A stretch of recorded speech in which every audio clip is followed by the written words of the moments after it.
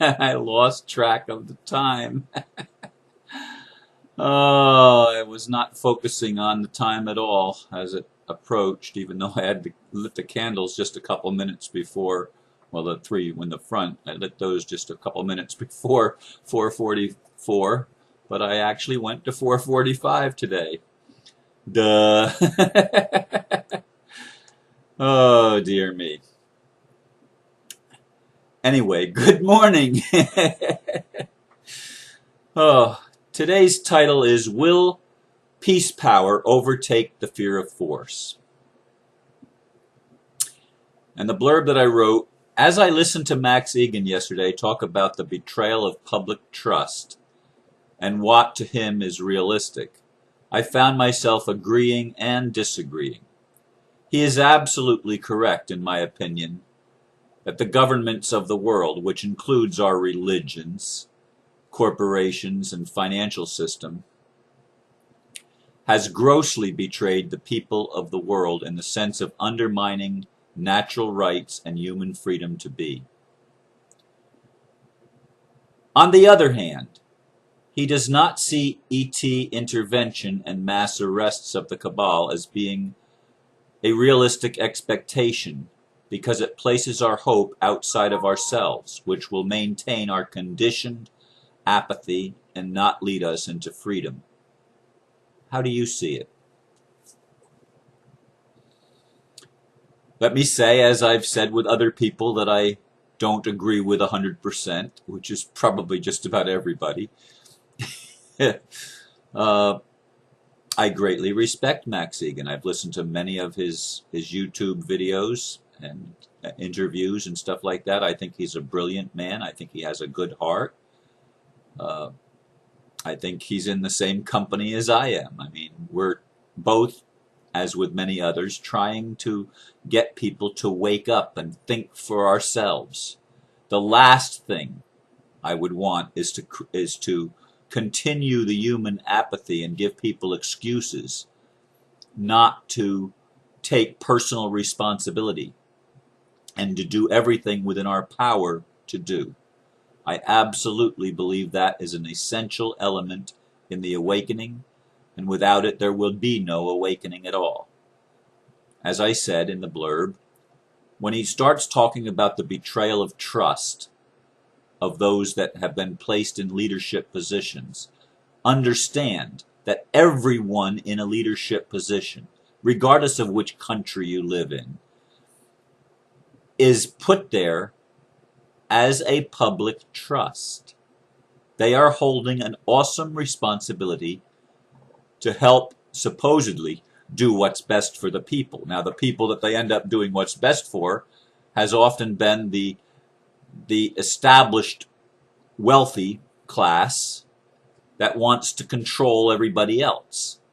And that's where the trust has broken down, because the people with the money have bought the abuse of power, and they have led, or I should say controlled, humanity by fear of force. It's all manipulation, it's all coercion, whether it's done physically, emotionally, mentally, spiritually, whatever. It's all been manipulation and coercion. There has virtually been no freedom on the planet. Humans, generally speaking, are not and have not been free. That's just the reality of it. And you can't be free unless you know who you are. You can't be free when you're playing with half of your DNA turned off, or actually more than half of it turned off, where you don't even know what your potential is, let alone having the ability to reach your potential. It just doesn't happen that way. It just doesn't. However, when Max says it's not realistic to believe that ETs are going to come, that the Pleiadians are going to help us, that it's not reasonable to look for the mass arrests of these people that still want to control with an iron fist. They still are passing laws or rules showing that they're scared to death of the people awakening. They're wanting to impose martial law. They're wanting to create false flags that create more fear. They want to show the exercise of force against people that are standing up for their rights, to stop others from standing up for their rights. I understand all of these dynamics, or at least I can see all of these dynamics. I don't necessarily understand them all. I don't stand under them. But I'm aware that these things exist in our culture, and they are manifesting in our culture. They have been manifesting for a long time. The difference is we are waking up. And the other difference is, yes, there are extraterrestrials that are involved and have always been involved in human culture, and that's not unrealistic, that's realistic. I mean, anybody in their open-mindedness that looks at the evidence that's out there, that looks at what's out there, would recognize, hey, we're not alone. We've never been alone. Now they say, well, they're not allowed to interfere. Well, when we ask for help and they are family, it's not interference, is it? If we have asked for help. And I have numerous times asked, when I was a fundamentalist Christian, I would pray to God and ask for help. And as I stopped looking at it so fundamentally incorrect, which is the brainwashing of the culture and of the religion, and I started recognizing that God is multifaceted, even in the respect of having more than one personality. And God is the ultimate multi-personality disorder, if you will, but that's the order of the universe, that creation has allowed many personalities to arise and individuate, and some of them are in the physical realm, and some of them are in the non-physical realm. Some of them live on Earth, many others live in other places. The Earth, or the cosmos rather, is populated by a massive amount of entities, beings, spiritual presences, physical presences. I mean, the world as we know it is not what we have been told it is. It's much bigger than that. It's much more expansive than that. There are so many more dynamics that are taking place in what's happening in this awakening that the average person on the street is clueless about. And even the educated people who think that they have an idea of what is realistic or what is possible are far, far short of what actually is possible and what I believe actually will be happening and is happening in 2012. Things are being shifted, folks, as people awake up, as people awaken and take responsibility for our own lives by saying to the people that we've entrusted with governance, you fell down on the job and I don't trust you anymore. You have betrayed my trust. I'm saying that in the courts.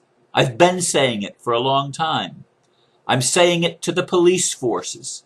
I want the police forces to do their job, which is to maintain peace, not to attack on behalf of the bankers who are trying still to steal everything.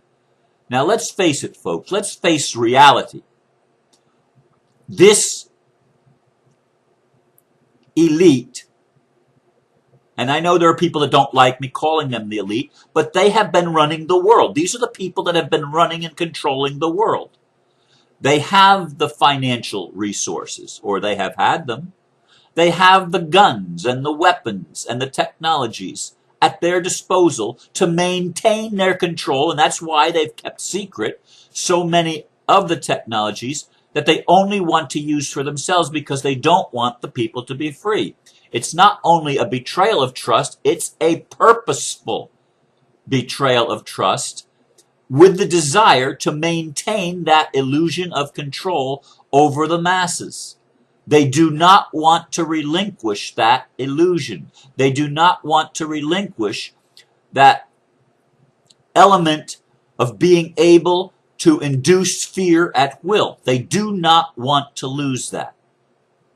Now, One of the things that has enabled me to move forward despite recognizing the fear that's in me is because I believe that extraterrestrials are going to help. Because I believe the messages from the Galactic Federation and other channeled messages. I believe them because I feel a resonance with them when I hear them. Now, is it wishful thinking? Yes, there's wishful thinking involved. Of course there is. Of course there is. Do I know? Do I know that that is true? No, I can only go by what resonates with me.